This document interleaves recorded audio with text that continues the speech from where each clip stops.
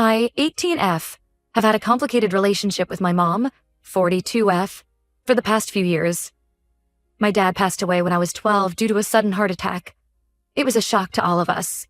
He was always so healthy, coaching my soccer team and going for runs every morning. The day it happened, he was out for his usual jog. Mom got a call from the hospital and our world turned upside down. After Dad died, it was just me and my mom for a while. We were really close back then. We'd spend weekends baking cookies and watching old movies. She'd help me with my homework and I'd help her in the garden. We had this tradition of girls' nights every Friday where we'd order pizza, do face masks, and talk about everything and anything. I felt like I could tell her anything. Things started to change when I was 15. Mom met Greg, 39M, at a work conference. She came home talking about this charming guy she'd met, and I was happy for her. Dad had been gone for 3 years, and I thought it was time for her to find happiness again. When they started dating, I was supportive. I even helped her get ready for their first date, picking out her outfit and doing her makeup. But as time went on, I noticed that Greg was becoming more and more controlling. It started small. He'd call multiple times when Mom was out with me, asking when she'd be home. He always had to know where we were going, who we were talking to, and what we were doing. If Mom and I were having a movie night, he'd text constantly, interrupting our time together. I tried to talk to my mom about it. I remember one night after Greg had called for the 5th time during our dinner, I said, "Mom, don't you think Greg's being a bit clingy?" She brushed it off, saying, "Oh, honey, he just cares about us. He wants to make sure we're safe." But things only got worse from there. Greg started spending more time at our house. He'd make comments about how I dressed, saying things like, "Don't you think that skirt's a bit short?" Or "You're wearing too much makeup." Mom never stood up for me. Instead, she'd say, "Greg's just looking out for you. Maybe you should change." Our Friday girls' nights became less and less frequent. Mom would cancel at the last minute because Greg wanted to take her out. When I'd get upset, she'd say, "We can do it next week. Greg doesn't get much free time. We need to take advantage of it." Greg's criticism extended to every aspect of my life. If I got an A instead of an A, he'd say, "I thought you were smarter than that." When I joined the debate team, he scoffed and said, "What's the point of that? It's not like you'll ever be a lawyer." My mom never contradicted him. She'd just give me a look that said, "Don't argue." I started spending more time in my room, avoiding Greg whenever he was over. I threw myself into my studies and extracurricular activities, anything to keep me out of the house. My grades improved, but I was miserable. The breaking point came on my 17th birthday. I had been planning a small party with my friends for weeks.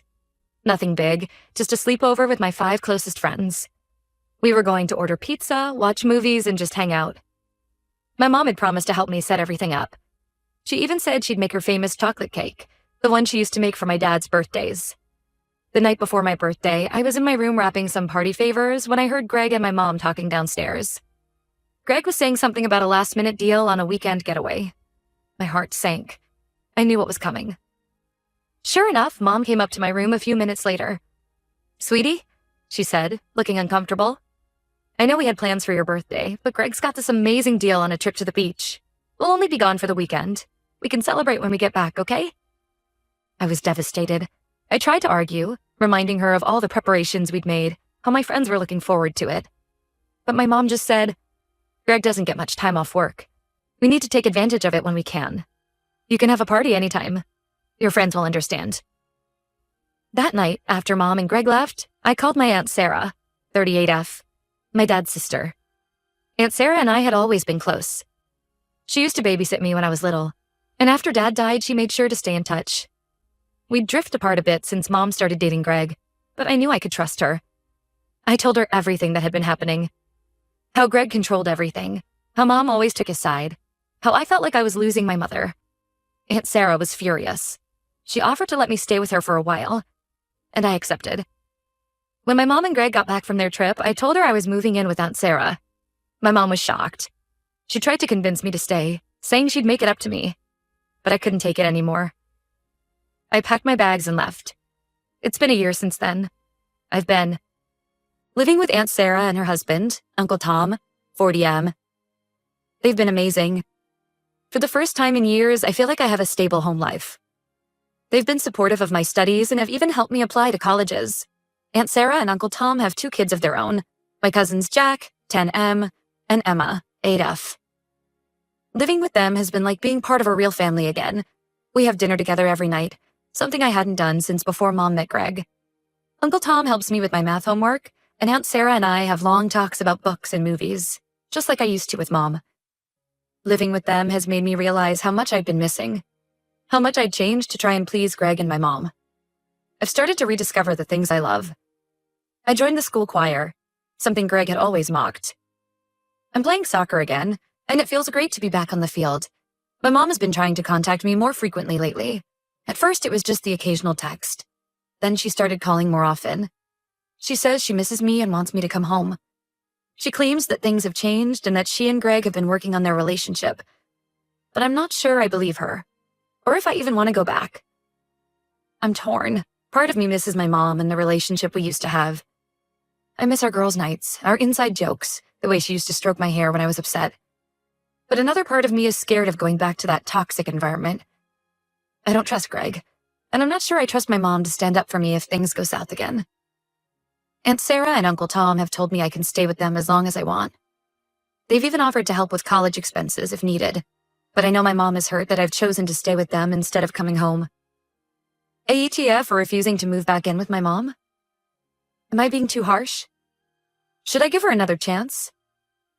I feel like I'm finally in a good place, but the guilt is eating me up inside. Edit. Thank you all for your responses. To clarify a few things. 1. My mom and Greg aren't married, but they've been talking about it. 2. I've tried talking to my mom about how Greg's behavior affects me multiple times, but she always dismisses it or says I'm exaggerating. 3.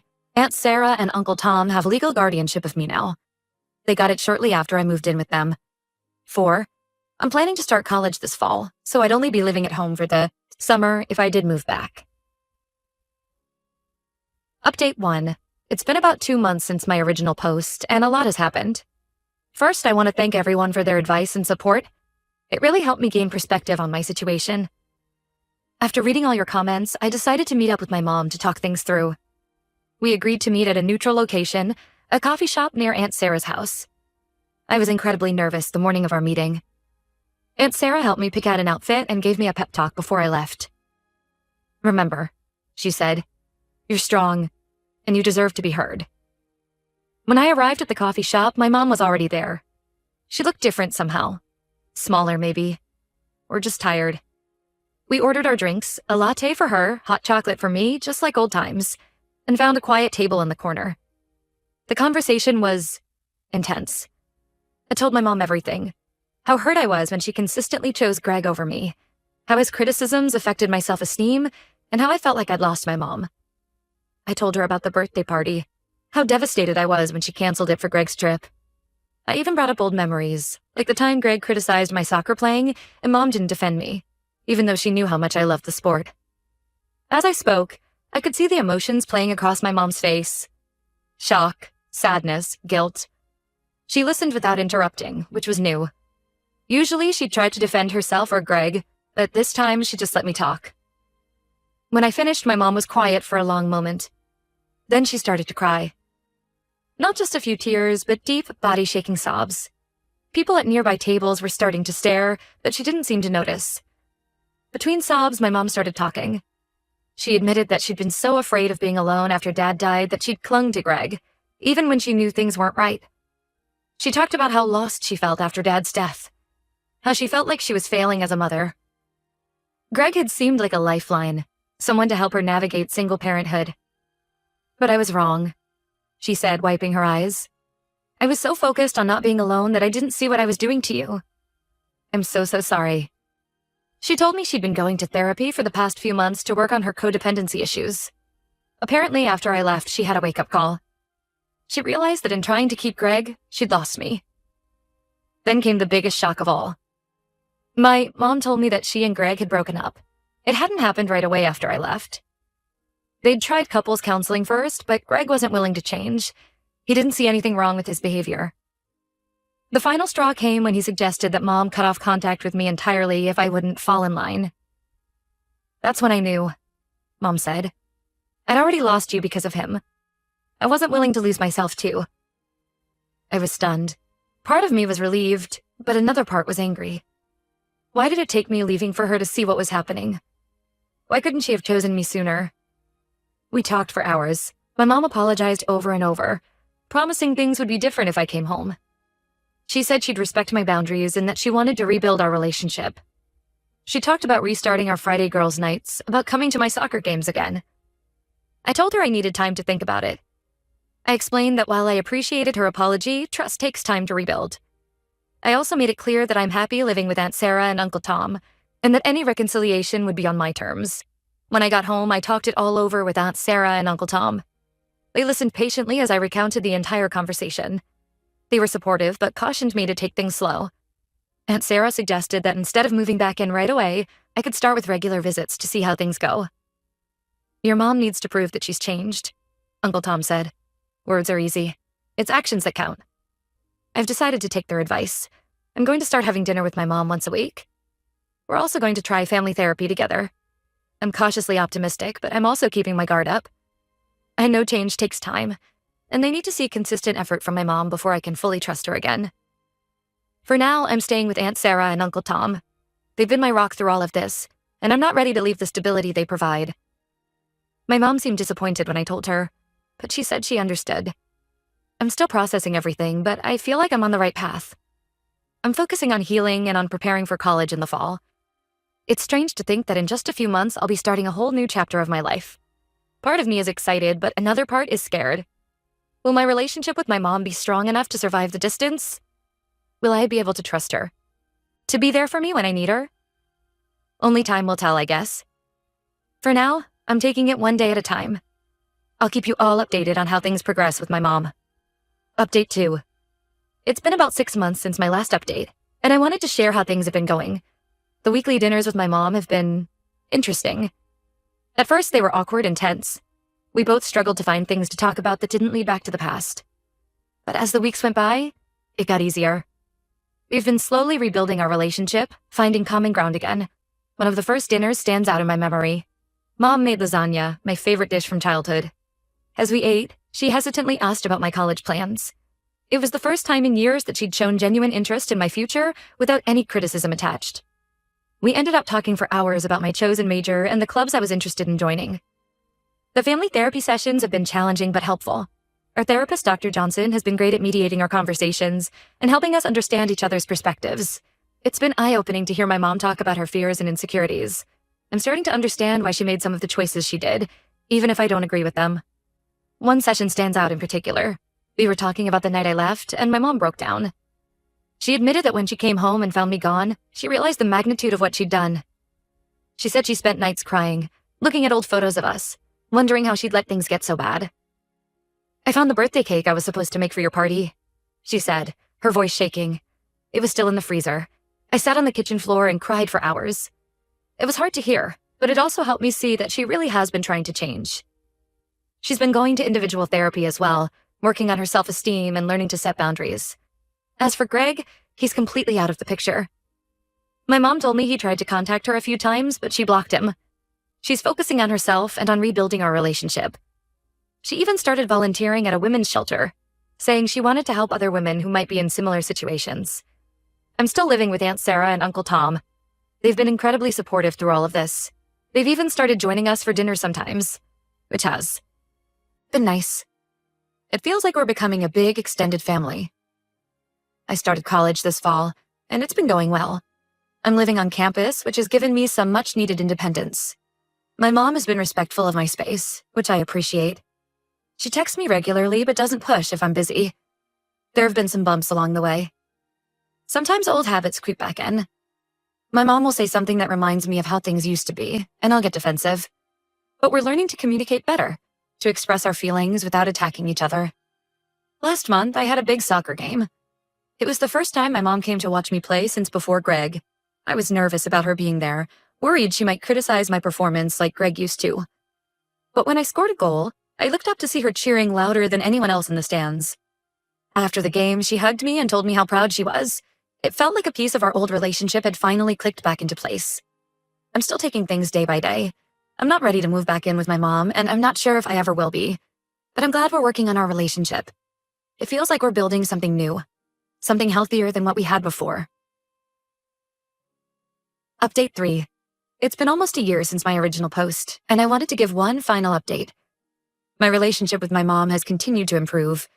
We still have our weekly dinners, and now there's something I look forward to rather than dread. We found a new dynamic, more like adult friends than the parent-child relationship we used to have. The family therapy sessions have been incredibly helpful. We've worked through a lot of our past issues and learned better ways to communicate. One of the most significant breakthroughs was when my mom acknowledged how her actions had affected my self-esteem and trust in relationships. It was validating to hear her take responsibility without making excuses. Last month, we had a particularly emotional session where we talked about my dad. It was the first time since his death that we really opened up about how much we missed him. Mom shared stories about their early dating days that I'd never heard before. We both ended up crying, but it felt cathartic. It was like we were finally allowing ourselves to grieve together. I'm still living on campus at college, and I love it. When I go home for breaks, I split my time between Aunt Sarah's and my mom's place. It's a balance that works for me right now. Aunt Sarah and Uncle Tom have been incredibly understanding about me spending more time with Mom. They've told me repeatedly that their door is always open, no matter what happens with Mom. My mom has really turned things around. She's focusing on her career, has taken up new hobbies, and even started volunteering at a local women's shelter. She seems happier and more confident than I've seen her in years.